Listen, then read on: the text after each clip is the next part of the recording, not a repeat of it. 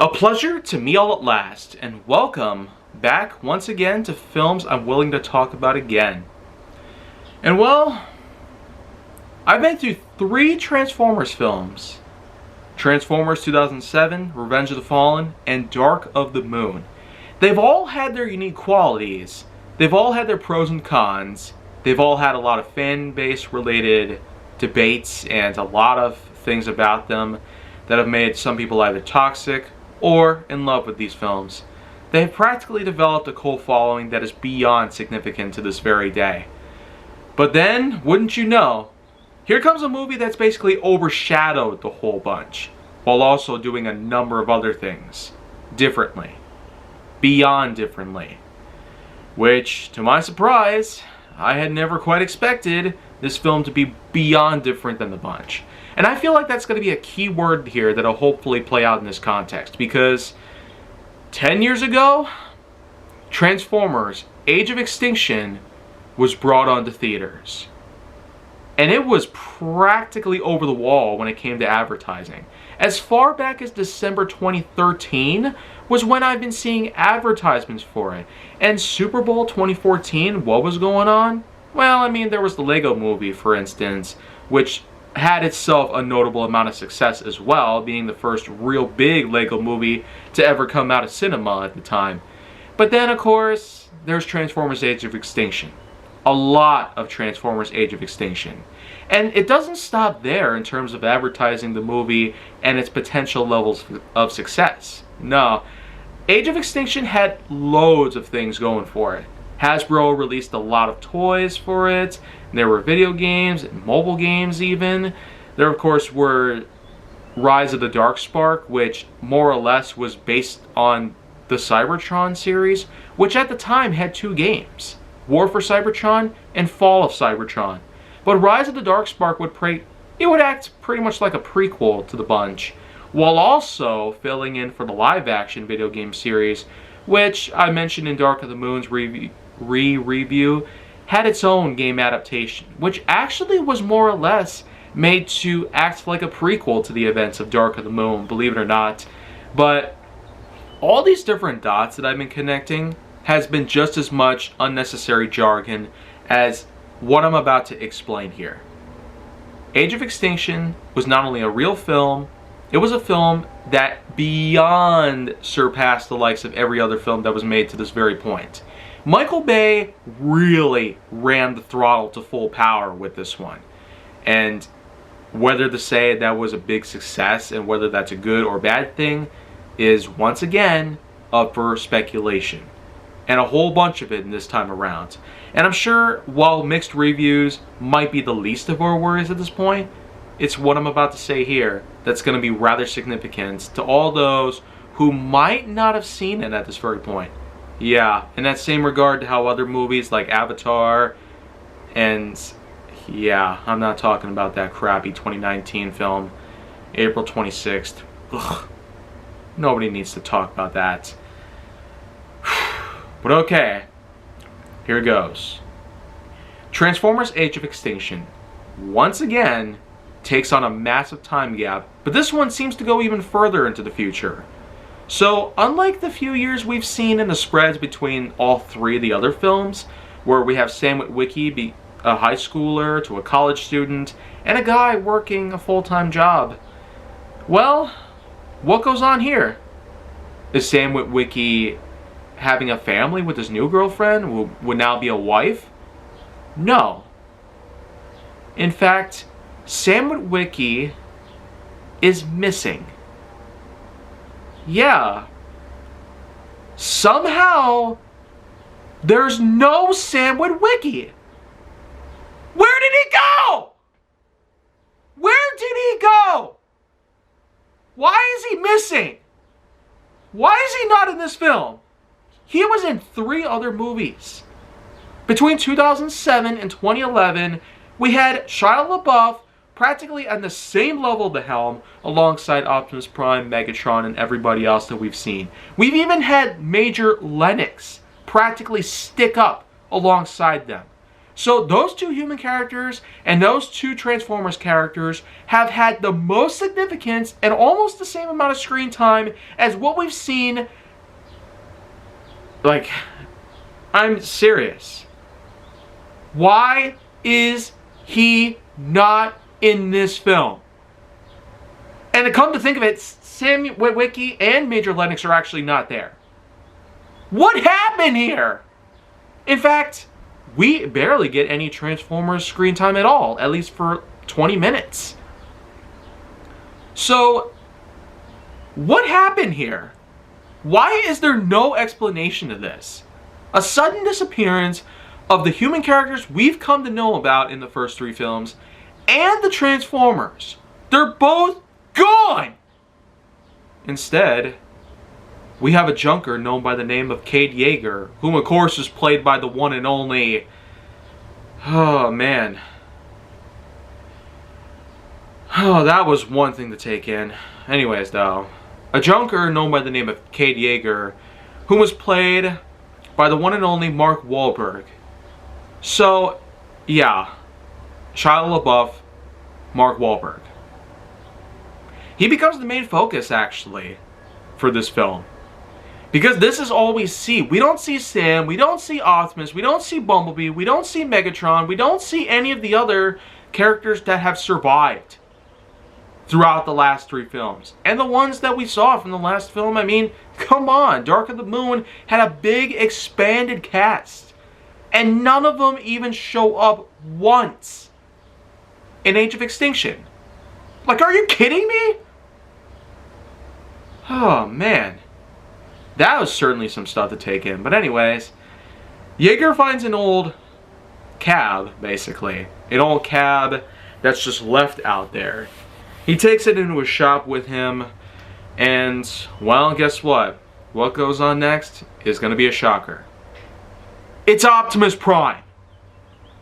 Wow. Optimus Prime is a piece of junk now? Like, what happened? What happened to his form as a 94 Peterbilt 379 with tall stacks? I mean, what happened to him? Why is he a giant rust bucket now, coughing up and being weak? The leader of the Autobots is not weak. He has the matrix of leadership, for crying out loud. He has the Ion Blaster. He has the ability to act like Rayman, where his entire body could just be completely separate and he could build himself back together, sort of like the Iron Giant. But that's a whole different story, you know? I'll save that for another point here in films I'm willing to talk about again. So anyways, Optimus is a giant rust bucket now. And well, there apparently is an explanation for this. So finally we get some answers to our long-awaited questions. It turns out him and the Autobots are on the run from the humans. And well, there's actually a reason for this. Because what do we get here? We get a scene that takes place during the Nightfall. Apparently, it's a bunch of human characters. Series of military personnel that are out on the hunt for someone. What exactly is it supposed to be? Well, guess what? When they open fire and cause a structure to explode, it's Ratchet. Yes. One other Autobot that we get to see this whole entire time within this 20 to 30 minute time frame since it first started. After all the logos and whatnot have come and gone. But Ratchet? Like, where's Bumblebee? Where's everybody else? Where's Megatron even? Well, I mean, technically that wouldn't even be the right case there because he's dead. What about everybody else that survived to this very point? What happened here? Yeah. How many times have I said different and what happened here? Probably too much. But only 10 minutes of this video, and I have zero idea why this film even needed to exist. Well, you wouldn't believe. When Ratchet gets immobilized, pretty much, both of his legs are shattered.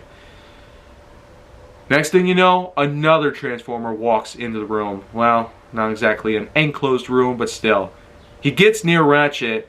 Turns out, it's another Decepticon character. known by the name of Lockdown. And this certainly wasn't the first time Lockdown has made an appearance in Transformers. Nah, he was prominent in Transformers Animated, being voiced by Lance Henriksen.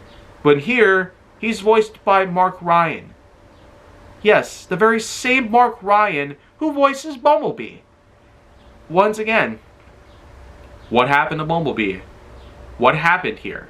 Why is Bumblebee still incapable of speaking? Okay, maybe I've said enough of all that stuff, but in any case though, Lockdown demands the location of Optimus Prime. Just as we've come to know, Optimus Prime somehow is in hiding amongst the rest of the Autobots. He takes on the form of a junker and all that good stuff. Reveals to Mark Wahlberg, or Cade Yeager, sorry, once again, what is even the deal with these new human characters? Why is Sam, Lennox, Morshower, and everybody else that we've come to know about in the first 3 films not in here? Yeah, it's just so many instances where I'm really trying to find some answers to these questions I've been having for 10 straight years. Like, come on. 15 I was at the time. Now 25. And I still have no answers to the questions. Oh, boy.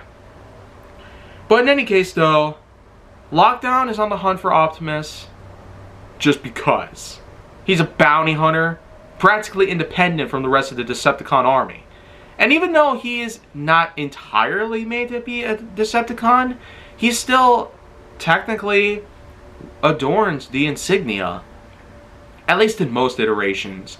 But here we don't have much of a prominence on that part, though I guess he's probably hidden. Knowing how complicated Lockdown's design was for this film, it probably does make sense in the long run that a number of other things would also be mixed. So he kills Ratchet. He's left for dead, pretty much. Optimus, again, tells everything to Yeager as well as his friends, as well as his daughter Tessa, about what had happened. Apparently, the humans are hunting them down, just as we saw what happened with Ratchet. And apparently, they were working with Lockdown. So, this is as close as you can get to a full-on betrayal, even worse than Sentinel Prime. So, what gives? Why would the humans want to attack the Autobots? What did they do to them? What happened here? Okay, yeah, now I commit to no longer asking what happened here. Yeah, like that. Anyways, though, what happens? Apparently the humans find out where Optimus is. At least not before he reveals himself to them. Well, guess what? Optimus still somehow has a lot of kick in him. For a rust bucket, at least. That's pretty epic. I guess it would have been better, though, if he were severely damaged and he somehow had the cojones to continue moving forward and shoot everybody down in his path. Well, apart from the new allies he's just made. So he takes them on a ride. He scans the form of a Western Star. Yeah. A Western Star cab? I'm all for it. I mean, a more modernized variation of his truck form as opposed to a 94 Peterbilt.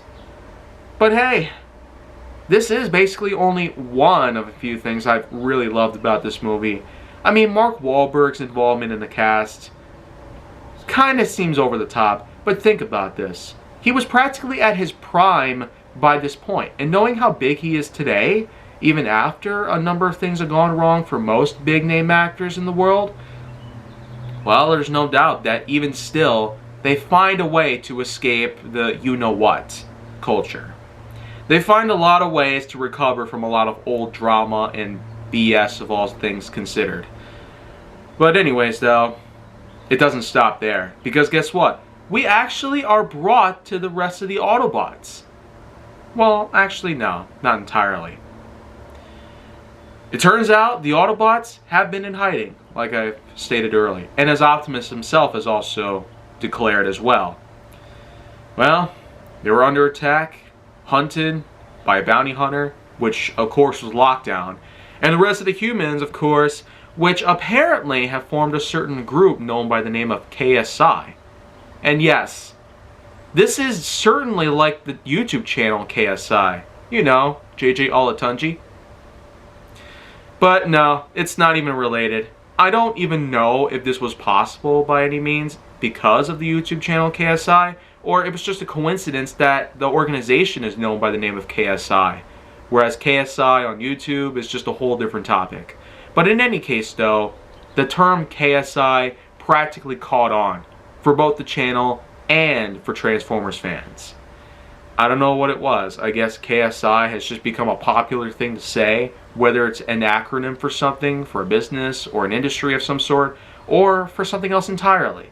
I guess it's not the only thing about acronyms that makes them so popular to this very day. In any case though, we're brought to the Autobots. We got Bumblebee, which is a really good thing, but we're also introduced to 3 new characters: Hound, Drift, and Crosshairs. And might I tell you, this probably is one of the best assembling in terms of casting yet. Because while we've had some pretty well-known actors for the likes of the other films, like Peter Cullen, Robert Foxworth, Darius McCrary, and Jess Harnell, and Francesco Quinn, and all that stuff, here we actually have even bigger names when it comes to actors. We have Hound, who was voiced by John Goodman, Drift was voiced by Ken Watanabe, and then you have John DiMaggio, literally, Bending Rodriguez, as the voice of Crosshairs. Wow. Talk about some impressive casting right there. I mean, when I first heard about the casting as a whole, in terms of what was confirmed for the cast of Transformers Age of Extinction, I was actually pretty excited, because knowing that Watanabe was also in Godzilla 2014, which I've talked about twice now, and the fact that John Goodman has also had a lot of talent in my life, like Monsters Inc. and Emperor's New Groove. And then of course there was John DiMaggio. Not just as Bender, but there was also Jake from Adventure Time, and I even remember him as Heidegger from Final Fantasy VII Remake. But amongst all these different roles that these actors have played over the years, Peter Cullen has also had himself a fair shot at other things as well, like Eeyore from Winnie the Pooh. It's no secret that these names have certainly brought me even closer to the franchise than ever. Knowing that they've been involved in the franchise now, but with this one film on occasion, it at least is a good way to remind ourselves. We don't need a specific set of talents just to make these actors as big as they are, even to this day. But just the fact that John Goodman was in it, Peter Cullen was in it, Ken Watanabe was in it, John DiMaggio was in it, and Mark Wahlberg is in this film too. I mean, it's no wonder why I was so excited for this film at the time. But looking back, it just hasn't done very well. Even by my own assessment, I liked the film for what it was. But hey, I'm not quite done talking about it just yet. No, I still got a long part of the plot to go. Because it turns out, well, KSI truly was behind the likes of all these huntings behind the Autobots and whatnot.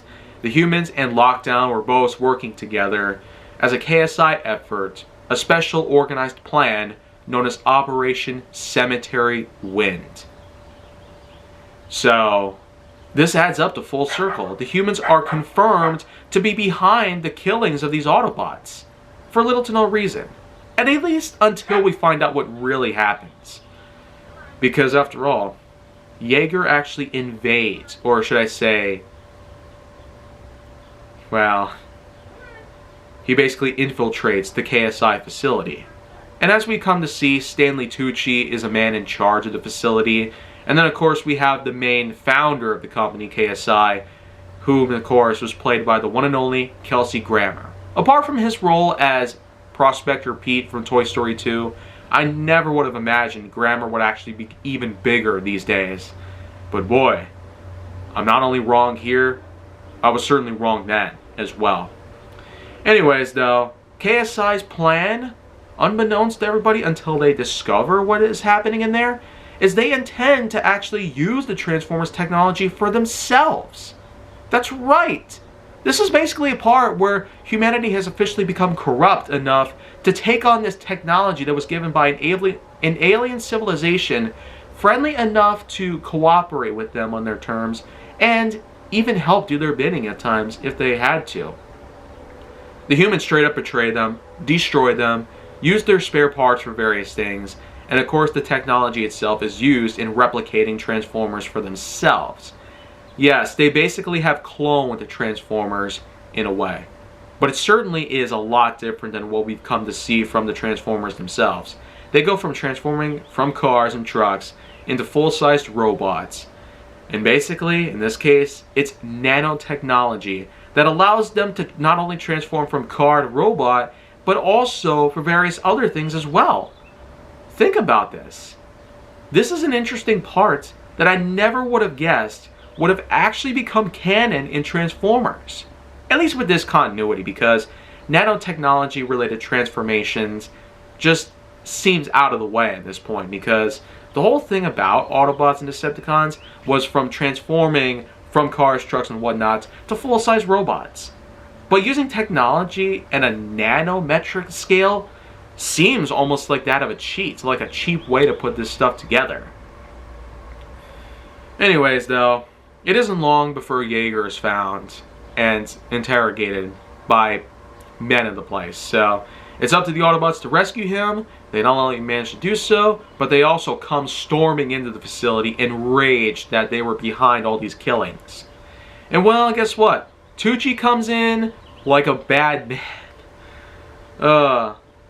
What really bothers me about this, though, is the fact that the Autobots don't even think to shoot him. Because he was the man responsible for these things. He killed these Autobots for their technology and all that. Why doesn't Optimus Prime shoot him? In fact, it even gets worse when you come to realize what Tucci actually says to them. He says, "We don't need you anymore." Oh boy, this is a terrible way to end a scene. The Autobots don't even think to shoot him. He killed the Autobots. He needs to be shot down. So why do they hesitate to pull the trigger on him? Oh man. I'm sorry I went full beat poetry there. But that is just how frustrated I am even 10 years later. Why don't they shoot him? If he killed them, why not kill him back? Get freaking closure, for Christ's sake. Like I said, there's so many things wrong with this film. So many things that don't even make sense. But oh man, still not done with it yet. Because eventually, what do we get? Wheelie. Brains. Yeah, as you might have imagined, there were the smaller characters in the series that I didn't even bother mentioning before then. But here's where it becomes even more clear, because the character Brains apparently had survived Dark of the Moon, but much like some of the other Autobots, had also been experimented on for some time. And boy, does he still have quite the mouth to talk. It's even worse here than in the last film. But hey, I guess some comedic relief was worth it, at least knowing the fact that a crappy scene had to be ended with the Autobots just refusing to fight back even further. They went as far to storm the KSI building and even threaten those guys. So why don't they just go further with it? After all, if you remember what Dark of the Moon had done, Prime literally says, "We will kill them all." That was dark. For a character that's deemed to be a little too nice and a little too concerned about the likes of laws and honor and all that good stuff, and the fact that it had the balls to make Prime say, "We will kill them all" in Dark of the Moon, why don't they go through with this here?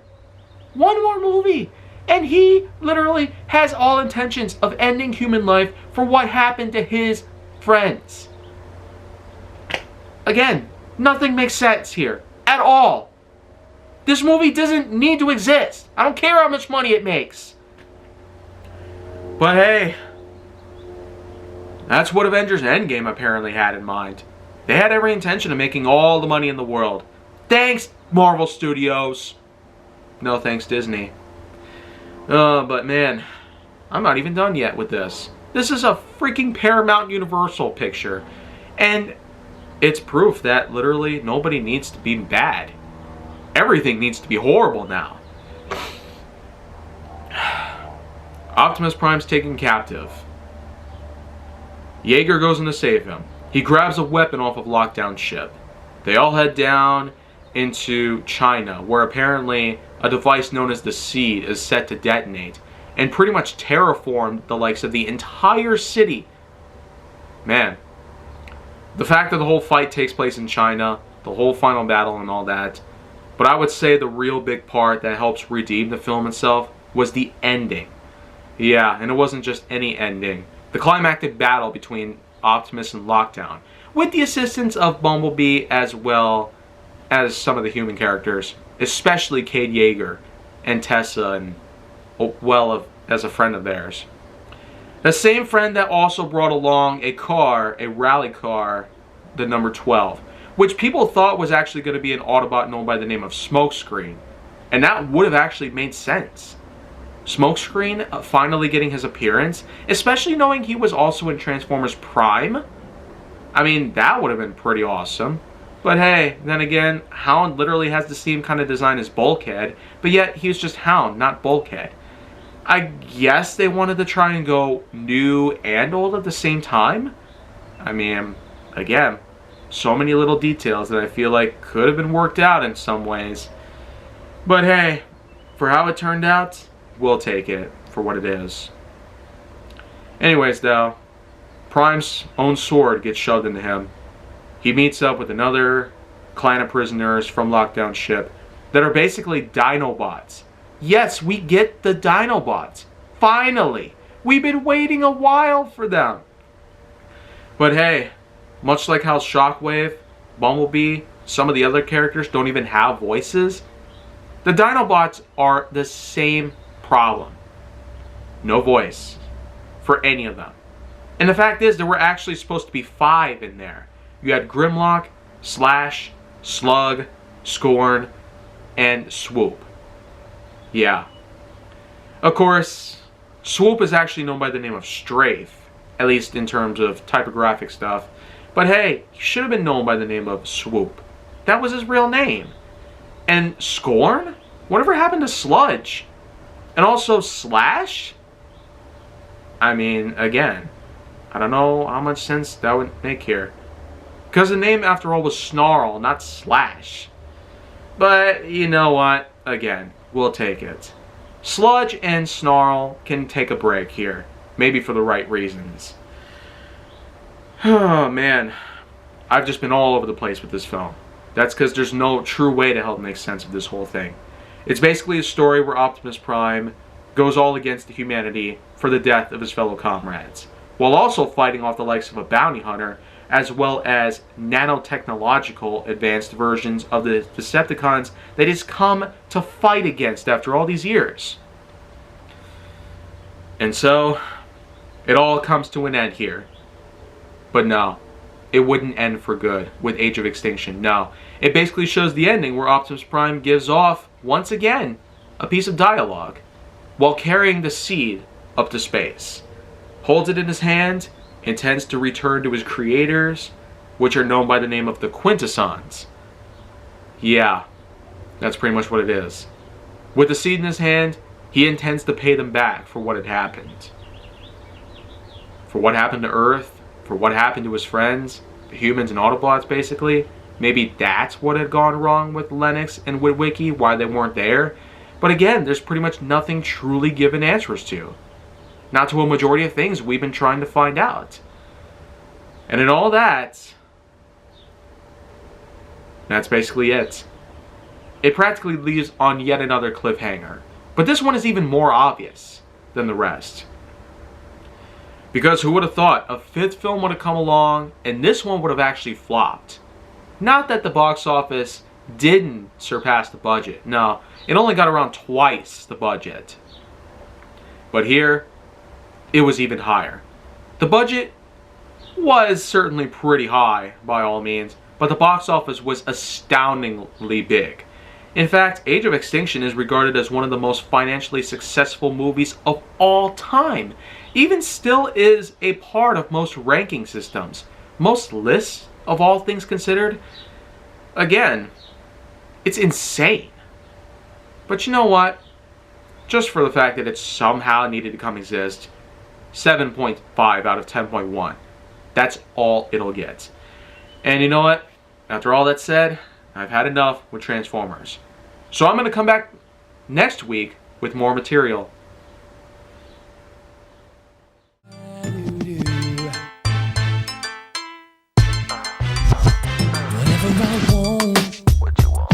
usually get.